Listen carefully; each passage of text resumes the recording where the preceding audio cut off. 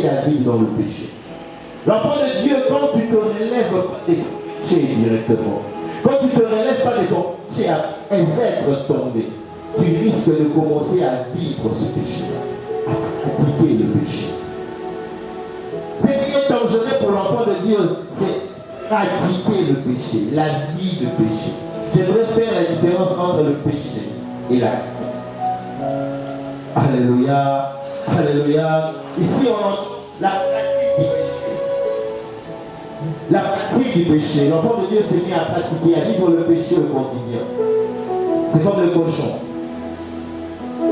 Vous le prenez, vous le lavez, vouloir ou pas, il va encore entrer dans la peau.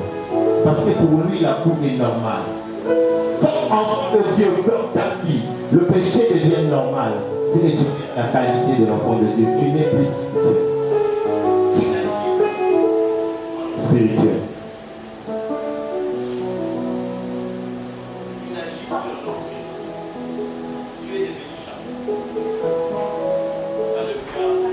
Alléluia. L'enfant de Dieu, c'est lui qui s'élève, demande pardon et continue. Mais quand ça devient normal, quand le péché s'installe dans ta vie, quand le péché devient une habitude, tu ne deviens plus, tu n'es plus spirituel. Tu normalises les choses. Et tu impliques même les autres dans ton péché. Oh, combien sont ces personnes qui ont normalisé le péché juste pour se justifier? Combien sont ces personnes qui ont rendu le péché anodin juste pour contenter et assouvir leur cœur? Ce n'est pas parce que les hommes te reconnaissent. Ce n'est pas parce que les hommes t'ont accepté. Ce n'est pas parce que les hommes t'acclament que Dieu t'acclame également. Ce que nous recherchons, c'est l'approbation de Dieu, non l'approbation des hommes. Et laisse-moi te dire que le péché, ce n'est pas en fonction des hommes, c'est en fonction de Dieu. Tu peux pas persuader les gens, pas dire aux gens que oh, ils ont m'a pété. Alléluia. Ils ont les sous-montés. Non. Péché, ce n'est pas en fonction de la société. Mais péché, c'est en fonction de Dieu. Ce n'est pas ce que les hommes ont établi comme bien ou mal, mais c'est ce que Dieu a établi comme bien ou mal. Nous devons tourner nos yeux vers Dieu. Tu peux prêcher, modérer, chanter, prophétiser. Le prophétie tic au tac. Mais si tu vis dans le péché, tu n'es qu'un homme charnel. Même si l'esprit se manifeste en toi. Mais laisse-moi te dire, quand tu vois une telle personne qui est dans l'œuvre de Dieu, avec l'onction entre guillemets, mais dans la vie de péché, dans la pratique au quotidien de péché, cette personne, alléluia, n'est qu'un homme charnel. Et permets-moi de te dire que les hommes charnels n'hériteront pas le royaume des cieux. La Bible le dit, ceux qui marchent selon les œuvres de la chair n'hériteront pas le royaume des cieux. Voilà pourquoi je fais la différence entre le péché et la vie de péché. Alléluia.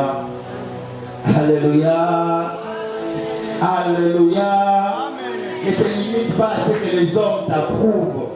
Ne te limite pas à ce que les hommes t'acclament. Ne te limite pas parce que les hommes disent que tu es un serviteur, tu chantes bien. Tu connais ton cœur, tu connais ta vie. Tu connais le chemin que tu apportes. Tu connais le chemin par lequel tu passes. Tu connais tes faiblesses. C'est maintenant que tu dois te relever tant que tu vis encore. Tant que tu vis encore. 1 Jean chapitre 3 verset 9. La Bible dit, quiconque est né de Dieu ne pratique pas le péché. Quiconque est né de Dieu ne pratique pas le péché. Parce que la sémence de Dieu demeure en lui. Et il ne peut pécher parce qu'il est né de Dieu. Alléluia. Pratiquer le péché. L'enfant de Dieu ne pratique pas le péché. J'ai aimé la version Martin. J'ai aimé la version Martin. La version Martin de 1 Jean 3, 9 dit ceci.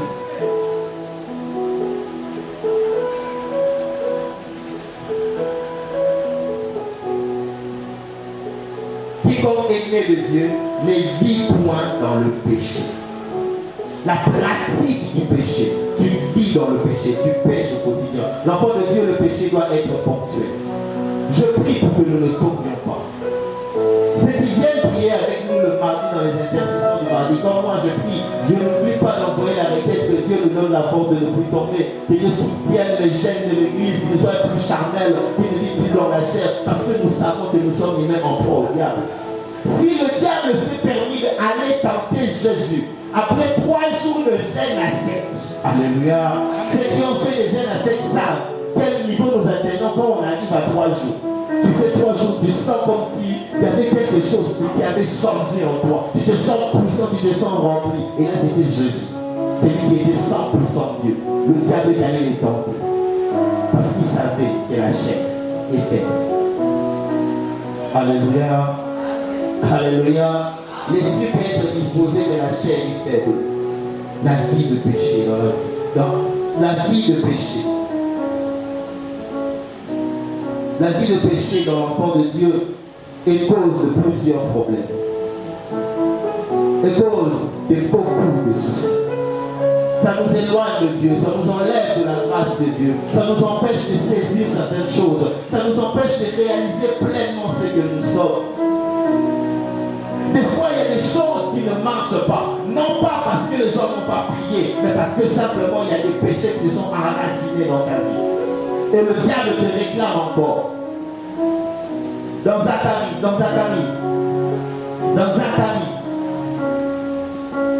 on nous montre comment est-ce que le sacrificateur Josué était devant Dieu. Et là, le diable l'accusait. On l'appelle l'accusateur. Le diable accusait Josué, sacrificateur devant Dieu, pour dire à Dieu, regarde celui-là, tu l'appelles ton enfant, regarde comment il vit, regarde comment il vit, regarde comment il vit. À chaque fois que tu commets le péché, le diable prend ces arguments-là pour amener ça vers Dieu, pour dire, regarde Joël, tu dis qu'il est ton enfant, mais regarde la vie qu'il mène. Comment tu peux le bénir? Alléluia. Daniel a gêné pendant 21 jours et le roi de Perse a pu retenir la bénédiction de Daniel. Tu peux pas gêner, mais laisse-moi te dire que les démons de ta famille retiendront ta bénédiction tant que tu vivras dans le péché. Tu peux pas jeter le feu, tu peux pas aller sur les montagnes, mais les démons de ton quartier retiendront ta bénédiction tant que tu vivras dans le péché. Parce que celui qui vit dans le péché a attristé l'esprit qui est en lui. Celui qui vit dans le péché ne peut plus faire prévaloir son droit de naissance, son droit d'enfant de Dieu. La vie de péché.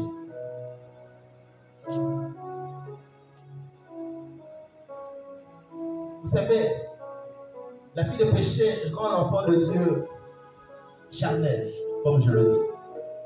Tourné vers les désirs de ce monde. Tourné vers les plaisirs de ce monde. Vous allez voir un homme de Dieu, un serviteur de Dieu. Dans sa tête, la première chose qu'il cherche, ce sont les voitures. Alléluia. Les voitures. Avoir des voitures. Il s'habille en bleu, il sort avec une voiture bleue. Il s'habille en rouge, il sort avec une voiture rouge. Ce n'est pas un péché, hein? Alléluia. Ce n'est pas un crime. Mais quelle est la motivation derrière? Quelle est la motivation derrière si ce n'est aimer le monde? Aimer l'apparence, aimer le sac.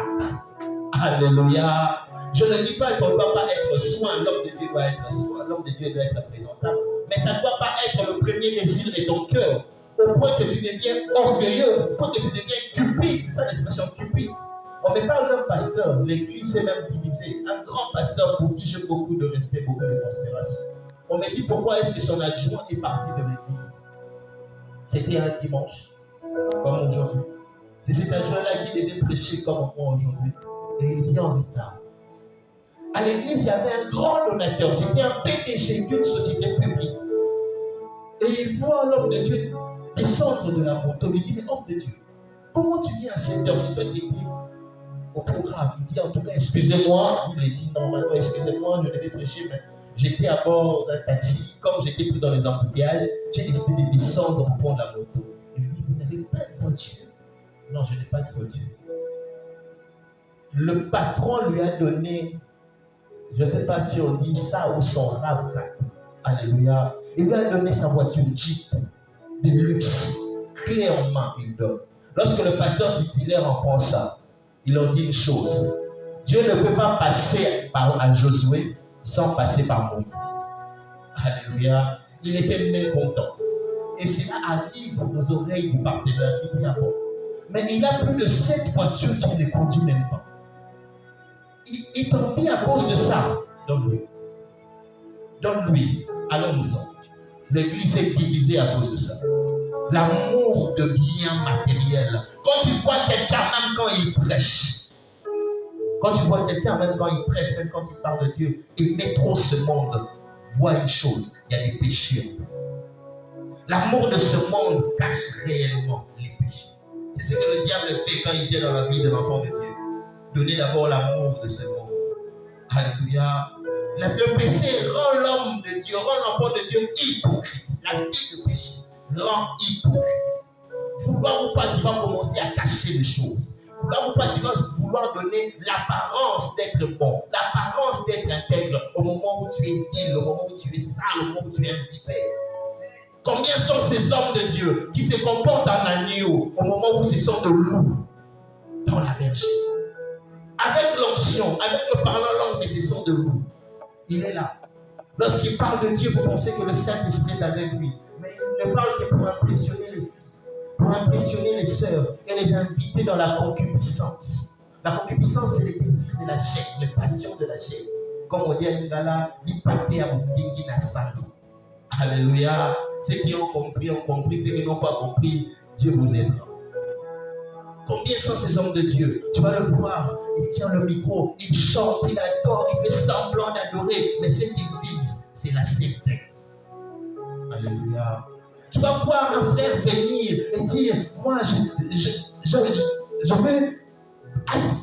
monter, caréner l'église avec mon argent parce que Dieu m'a béni et je veux caréner l'église, mais ce qu'il vise, ce sont les sœurs faibles.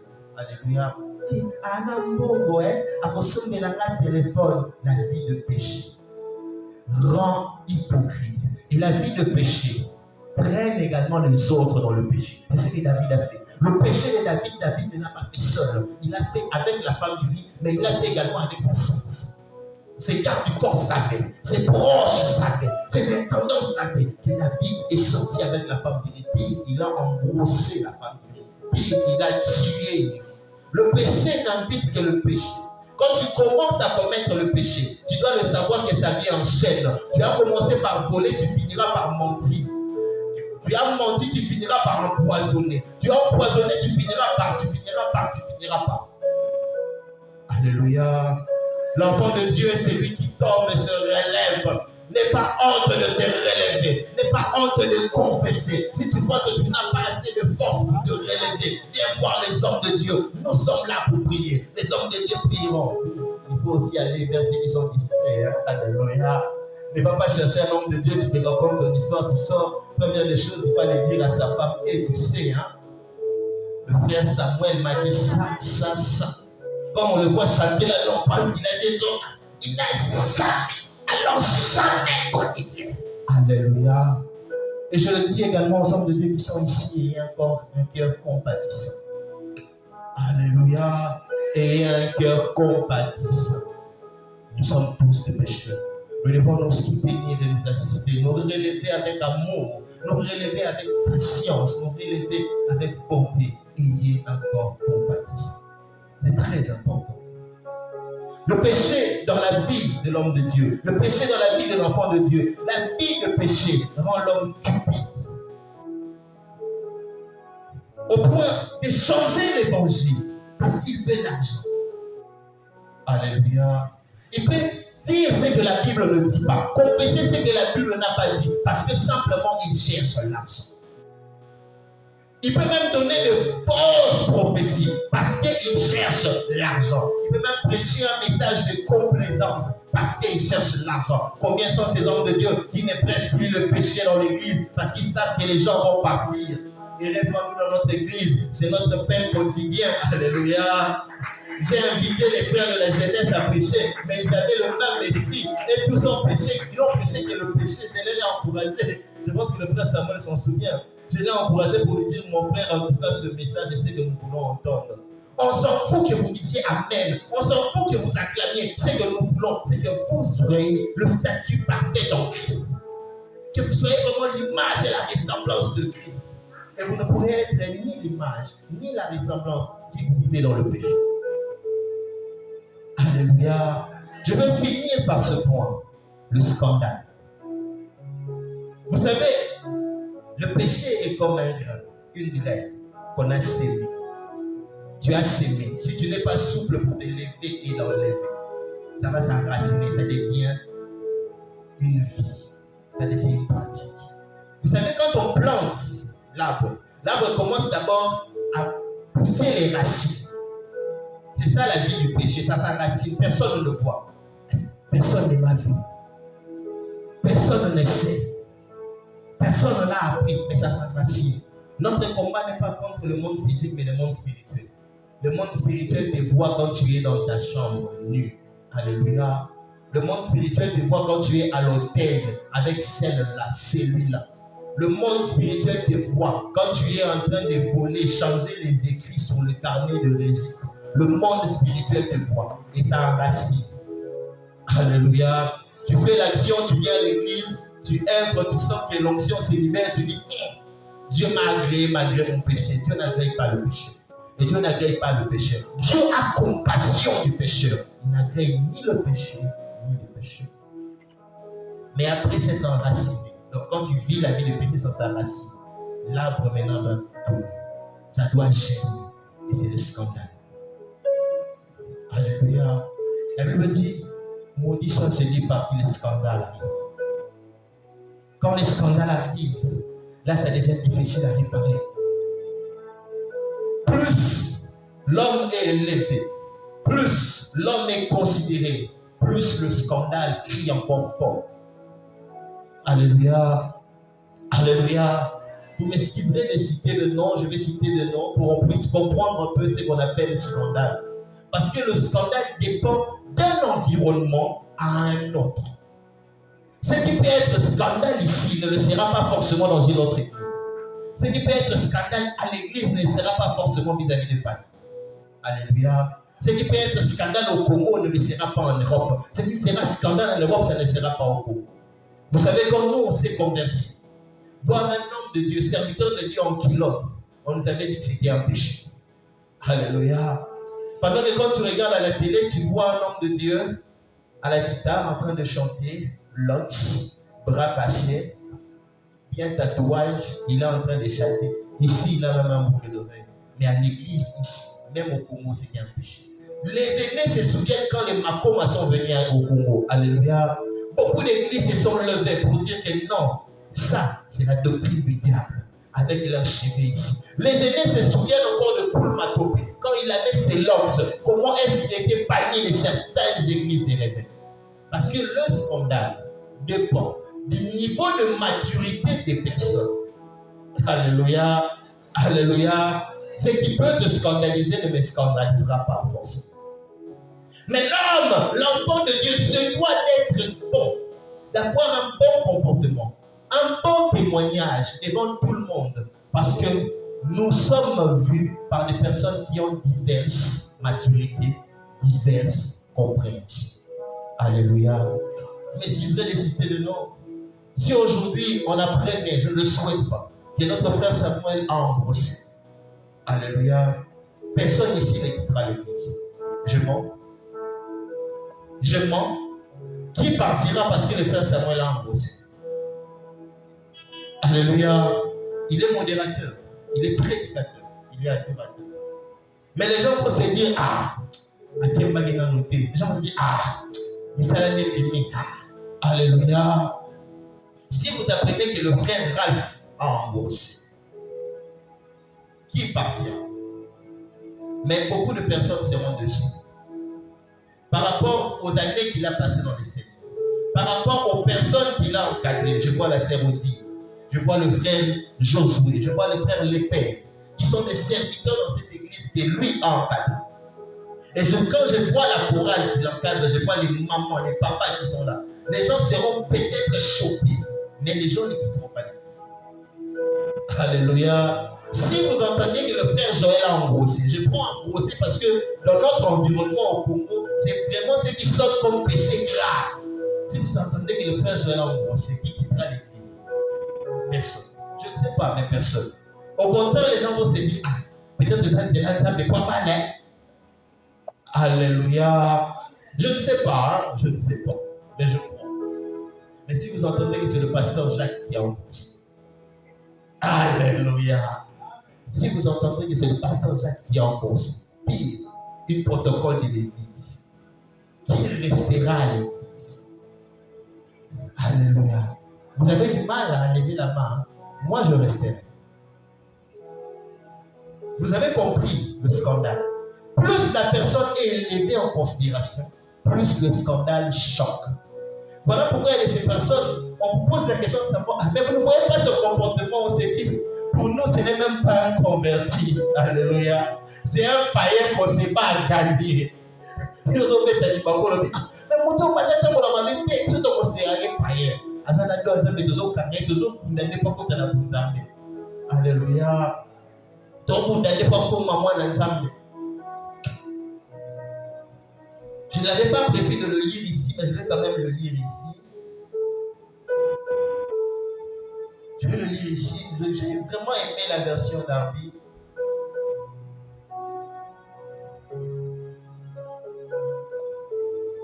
Juste pour essayer de montrer ce que je veux dire par là. Qu'il y a ces personnes dans notre église, on les fait passer par des moments d'enseignement. Il y a des enseignements d'une année dans notre église. Vous voyez quelqu'un passer une année d'enseignement. Une année d'enseignement pour qu'il puisse affermir. Nous, on prend la personne, on le met vraiment une formation assez pratique, on le garde. Vous allez voir la personne est instable. On voit comment gérer cette personne-là. Tous les sacrits peut être alléluia. On se bat pour le mettre, pour le retenir un peu, pour qu'il puisse prendre ses élans. C'est comme une voiture sans moteur qu'il faut pousser pour que le moteur puisse démarrer. Romains chapitre 14, verset 4. J'ai lu la version d'Arby. Qui es-tu toi qui juge le serviteur d'autrui, s'il se tient ferme ou s'il bronche? C'est pour son maître. Et même ces chrétiens faibles sera affermi. Alléluia. J'ai aimé cette partie-là. Et même ces chrétiens faibles sera affermi. C'est l'Éternel qui a affermi les chrétiens faibles. Donc, c'est que je voudrais que ce matin, que tu ne sois plus scandalisé parce que tu entends ton frère a fait ça, ta sœur a fait ça. Nous sommes tous pécheurs. Alléluia. Prends le temps de prier. Et tu dois savoir que quand le scandale arrive dans l'église, quand une église est scandalisée, c'est que l'église aussi a un problème. Parce que l'Éternel, c'est lui qui préserve la réputation de ses serviteurs. L'Éternel, c'est lui qui préserve le cœur de ses enfants. Alléluia. L'Éternel, c'est lui qui veille à son œuvre. Si l'Éternel laisse le scandale éclater, c'est qu'il y a un problème. Et c'est toute l'église qui doit s'interpeller. Quand il y a un scandale, la première personne qui doit s'interpeller, c'est le concerné, l'objet du scandale. Il doit se remettre en cause. Pourquoi est-ce que l'Éternel a laissé ça apparaître? Pourquoi est-ce que l'Éternel a fait cela? Parce que l'Éternel a banni les roues. Alléluia. Si vous lisez 2 Samuel, chapitre 12, verset 10 à 12, vous allez voir quand Nathan vient voir David et lui dit, Dieu, Nzambe a banni. L'Éternel va te frapper pour ce que tu as fait. Le scandale ne vient pas de soi-même.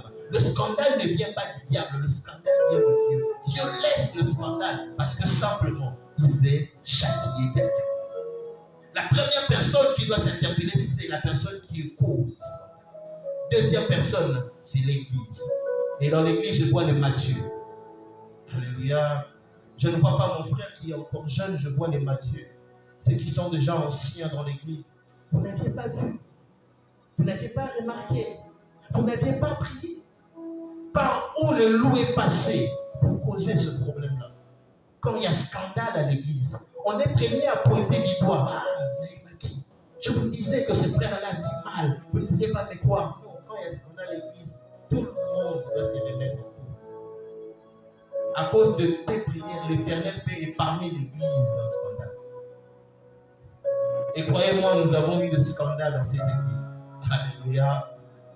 Troisième personne à s'interpeller, c'est l'église universelle, le corps de Christ. Parce que quand il y a un scandale dans une église chrétienne, ce n'est pas seulement cette église-là, c'est toutes les églises. Aujourd'hui au Congo, quand il y a un scandale dans une église, ce sont les autres églises qui font font encore des vagues, qui font des impulsions pour savoir qu'il et là-bas, les gens sont des pécheurs. Là-bas, les gens sont des criminels. Non, quand il y a scandale dans une église, c'est tout le corps du Christ qui est touché. Parce que celui qui ne connaît pas Dieu, celui qui ne prie pas Dieu, celui qui est païen, va se dire, si ce pasteur-là a fait, donc vous également vous avez fait. Alléluia. Alléluia. Mais vous devez savoir aussi une chose. Qu'il y a des scandales qui arrivent. Non pas parce que la personne a des péchés. Non pas parce que Dieu a voulu témoigner aux yeux des gens un comportement indigne dans son église, dans son œuvre. Mais parce que simplement, l'Éternel éprouve son enfant. L'Éternel éprouve l'environnement de son enfant. Il y a de ces personnes qui sont victimes de scandales, mais mensongers. Par posséder. David était victime de scandale parce qu'il avait commis ce péché-là. Joseph était victime de scandale, il n'avait pas commis. Au contraire, il avait résisté. Voilà pourquoi je viens dire ce matin que ce n'est pas à nous de condamner. Ce n'est pas à nous de juger. Ce n'est pas à nous de prendre la pierre et de jeter encore à quelqu'un qui est à terre, qui est bas. Nous devons soutenir. Je ne dis pas que l'Église ne doit pas sanctionner. Je ne dis pas que l'Église ne doit pas suspendre. Je dis que nous devons compatir. Alléluia. Quand tu apprends que ton frère a fait ceci, ta sœur a fait ceci, et ce cœur-là de chrétien compatit. Relève-le. Alléluia. Alléluia. Alléluia. Prends le temps à prier pour ton frère, à prier pour ta sœur. Prends le temps à prier pour l'Église, corps du Christ. Ne sois pas là pour dire, vous voyez, nous, notre pasteur, depuis 25 ans, notre capacité, même pasteur, tant que les autres pasteurs-là marcheront mal, même notre pasteur aussi sera mal. Alléluia. Tu iras évangéliser, on vous dira, mais notre église, c'est nous, laissez-nous tranquille. Nous savons que dans vos églises, les serfs, ce sont les millets, il y a pas pasteur. Vous avez déjà entendu cette expression-là? Prenons le temps à prier pour les autres. Mon frère, ma soeur, David était l'homme selon le cœur de Dieu.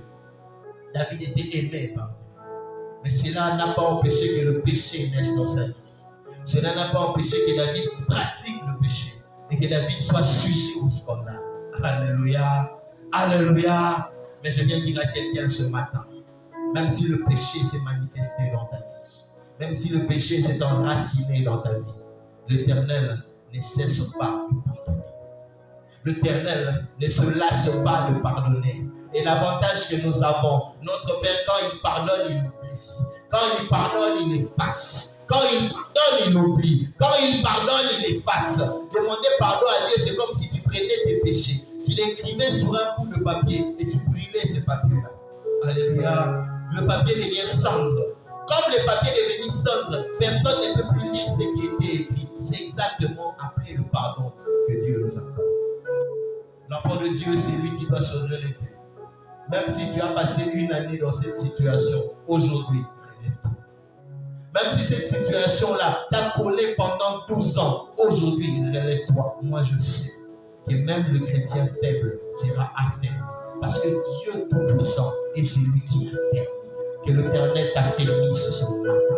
Que l'Éternel te donne la force de résister au péché ce matin. Que l'Éternel te sépare avec des sources de faiblesse ce matin. Que l'Éternel te sépare avec des sources de péché ce matin. Que l'Éternel te donne un service de qualité dans son œuvre.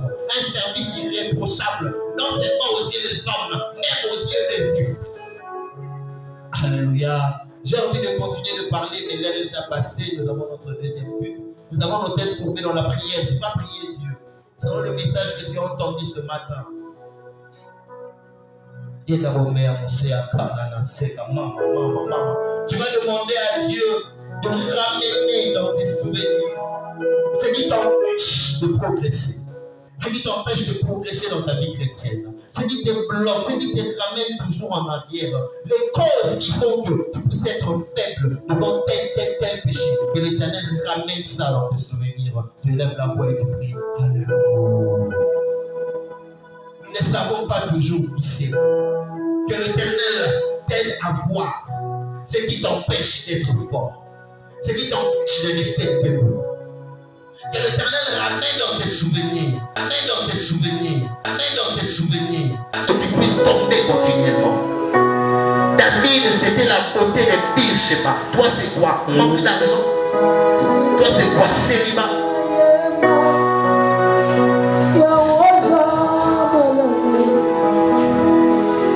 Bien-aimé, maintenant tu vas prier Dieu. Tu vas demander à Dieu de te donner la force. La force de résister au péché. La force de te séparer de cet ami-là qui te conduit toujours vers le péché.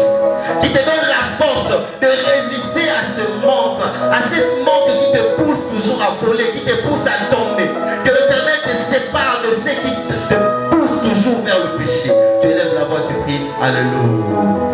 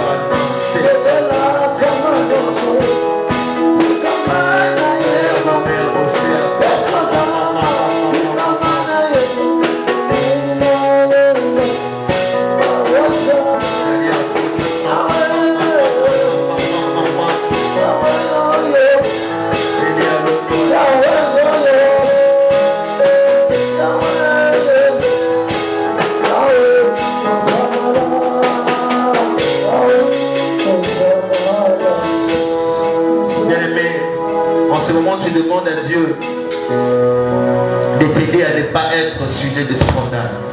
Que tu ne sois pas celui par qui le scandale va passer. Que tu ne sois pas celui par qui le scandale va tourner. Tu demandes à Dieu de préserver le cœur des enfants, le cœur de ses serviteurs. Tu lèves la voix, tu pries. Alléluia.